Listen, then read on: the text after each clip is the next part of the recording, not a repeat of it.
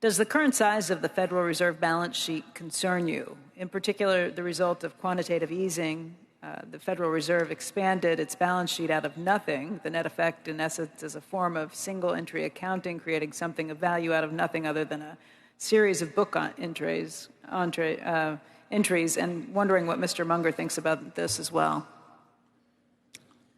Well, I don't think the Federal Reserve is the problem, and I think they can't solve the fiscal problem. I do not worry about the Federal Reserve, and I think it's fulfilling the functions for which it was established. I probably would not have been.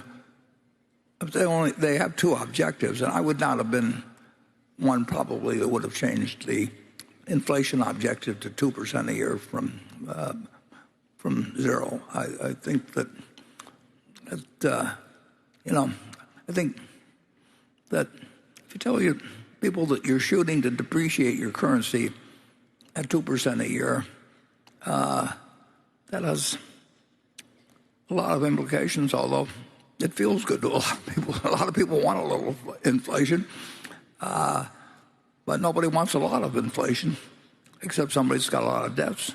And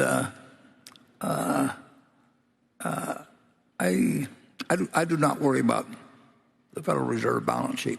I enjoy looking at it, and the numbers are big. I always like big numbers, but it is not. It's interesting.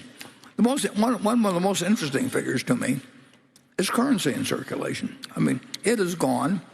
They were saying cash is trash back in 2007 and 8, and all of that cash is going to disappear. Well, if you look at the Federal Reserve balance sheet, it's gone from $800 billion to $2.2 trillion. And most of that's in $100 bills, overwhelmingly. And if you figure it out, I think there's about 50 $100 bills per person, babies, everybody in the United States. And I would really like to know where all of that is. I mean, nobody's hoarding euro dollars, in South America or Africa or wherever. And the demand for currency now, it's some of it maybe used to be subtle drug dealers' activities and all of that. But anybody who thinks cash is trash ought to look at the Federal Reserve balance sheet, and actually you can look at how many $5 bills and $2 bills and ones and all that, and the action has been in $100 bills. I mean, it is just astounding the way that $100 bills have spread, and of course I don't know where they are, and I don't think the Fed can know exactly, but they probably make a lot better guess than I could. But I do know it's happened, and you can watch it every week, and you'll watch currency in circulation probably grow a little bit. And believe me, cash is not trash. Charlie?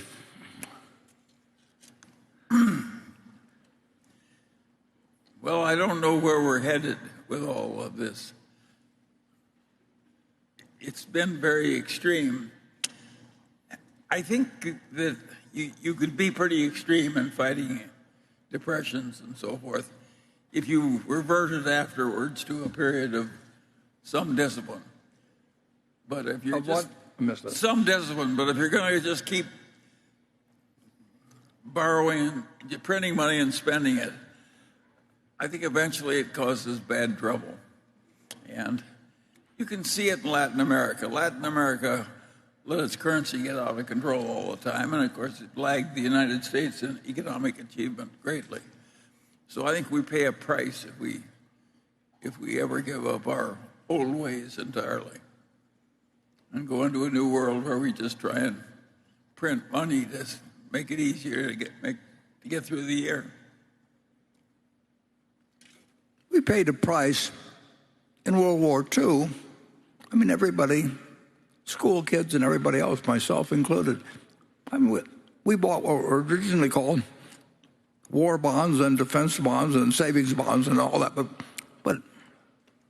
from 1942 to 1944 or 5, you paid out $18.75 and you got $25 back, and every kid savings stamps and all that. But when you got all through,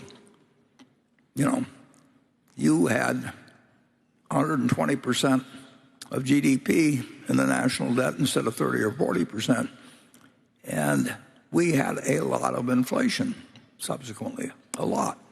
So the people that bought those bonds in support of the war had a portion of their purchasing power taken away from them. Well, there wasn't anything wrong with that particularly, but when a country gets in the habit of doing that, I think it's tough to figure out where the breaking point is with society, but I don't think you want to come anywhere close to it. Yeah, but it's also tough to have a mass of people unemployed.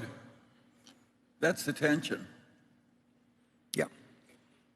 Well, that's why the Fed has two objectives in terms of employment and inflation, but they are not the ones that create the deficits. And so far, the system has worked pretty well, although, like I say, it's been... So far, the man who's jumped off a tall building is all right until he hits the ground. Yeah. Well, but there could be ways we can stop now at the third floor or the sixth floor. We don't know what floor it is, but we know it isn't having hit the ground. But the question, politically, it's very, very, very tempting to vote appropriations, and it's not fun to vote taxes. And Russell Long, head of the Senate Finance Committee, they got a building named after him now. He said, don't tax you, don't tax me, tax that guy behind the tree. And basically, that is the attitude of, it's the reality of what is useful in politics. And so far, this country's managed to work very well with a lot of things that could theoretically cause a lot of problems, but it doesn't guarantee us the future on it. And being the reserve currency lets us do a lot of things, but it also creates a lot of consequences if we screw it up. Charlie? Well, we're beating a subject to death, but it is a problem. I wish we had a solution. 시청해 주셔서 감사합니다. Falling for me, I love the